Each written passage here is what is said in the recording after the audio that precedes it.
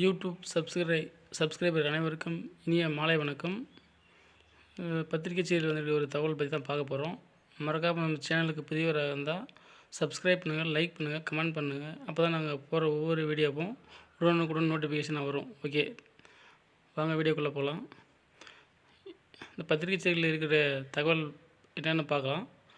வருடாந்திர அட்டவணைப்படி ஆகஸ்ட் மாதம் அறிவிக்க உள்ள முதுகலை பட்டதாரி ஆசிரியர் தேர்வுக்கான முன்னேற்பாட்டு பணிகளில் டிஆர்பி தீவிரம். அரசு பள்ளி முதுகலை பட்டதாரி ஆசிரியர் தேர்வுக்கான முன்னேற்பாடுகளை ஆசிரியர் தேர்வு வாரியம் மும்முரமாக மேற்கொண்டு வருகிறது. திட்டமிட்டபடி தேர்வுக்கான அறிவிப்பு ஆகஸ்ட் மாதம் வெளியிடப்பட உள்ளது.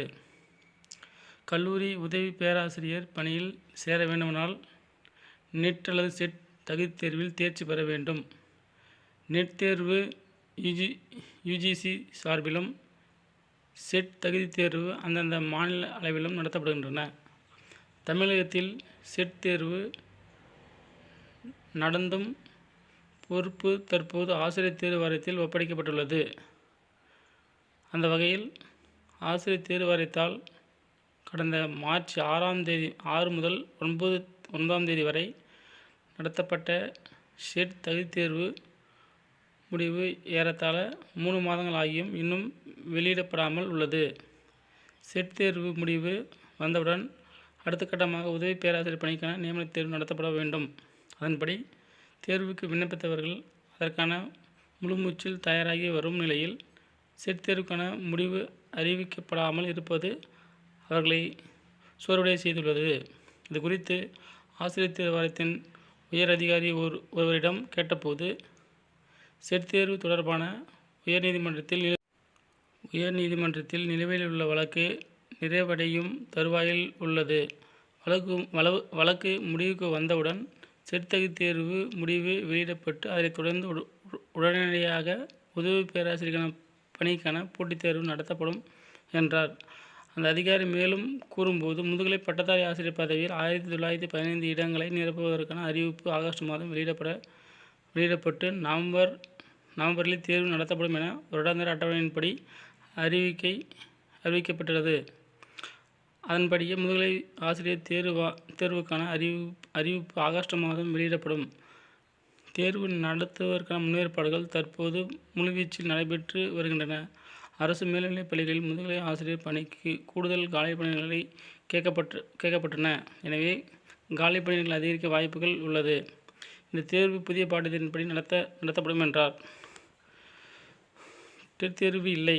இதற்கிடையே தமிழகத்தில் கடந்த 2022க்கு பிறகு கடந்த 3 ஆண்டுகளாக ஆசிரியர் தகுதித் தேர்வு டெட் நடத்தப்படாதது இடைநிலை ஆசிரியர்களையும் பிஎட் முடித்த பட்டதாரி ஆசிரியர்களையும் கவலையில் ஆழ்த்தியுள்ளது. தமிழகத்தில் டெட் தேர்வு ஆசிரியர் தேர்வு வாரியத்தால் நடத்தப்படுகிறது. தேசிய ஆசிரியர் கல்வி கவுன்சிலிங் விதிமுறையின்படி ஆண்டுக்கு 2 தடவை டெட் தேர்வு நடத்தப்பட வேண்டும். இந்த விதிப்படி மத்திய அரசு பள்ளி ஆசிரியர்களுக்கான சிடெட் தகுதித் தேர்வு ஆண்டுக்கு 2 முறை திட்டமிட்டபடி நடத்தப்படுகிறது.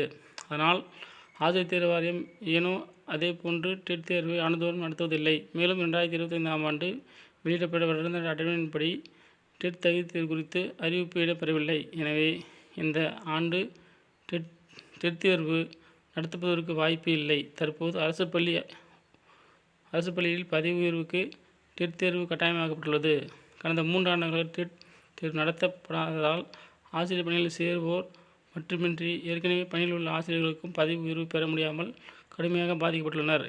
எனவே ஆசிரியர் தேர்வு வாரியம் இவற்றை எல்லாம் கருத்தில் கொண்டு சிடெட் தேர்வு போல் டெட் தேர்வையும் ஆண்டுதோறும் நடத்த வேண்டும் என்று பாதிக்கப்பட்ட ஆசிரியர்கள் வேண்டுகோள் விடுத்துள்ளனர்.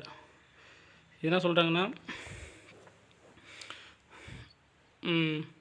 வருஷத்துக்கு டெட் தேர்வு சிடெட் வருஷத்துக்கு 2 முறை நடத்துகிறாங்க. தமிழ்நாட்டில் டெட் தேர்வு நடத்துறதில்லை, 2 முறை நடத்துறதில்லை. ஏற்கனவே நடத்துனாங்க. அது அதன் பிறகு 3 ஆண்டுகளாக நடத்தாமல் இருக்குன்னு சொல்கிறாங்க. ஓகேங்களா. அது மட்டுமின்றி 2022 டெட் நடத்தியிருக்காங்க. அதுக்கு பிறகு டெட் தகுதித் தேர்வு வருடத்திற்கு 2 முறை நடத்த வேண்டும் என்று ஏற்கனவே சொல்லியிருக்காங்க. அதன்படி நடத்தாமல் இருக்காங்க. ஓகேங்களா. அது மட்டும் இல்லை, முதுகலை பட்டதாரி ஆசிரியர்களுக்கு 1915 வேகன்சி இருக்குதுன்னு சொல்கிறாங்க. Okay, thank you friends.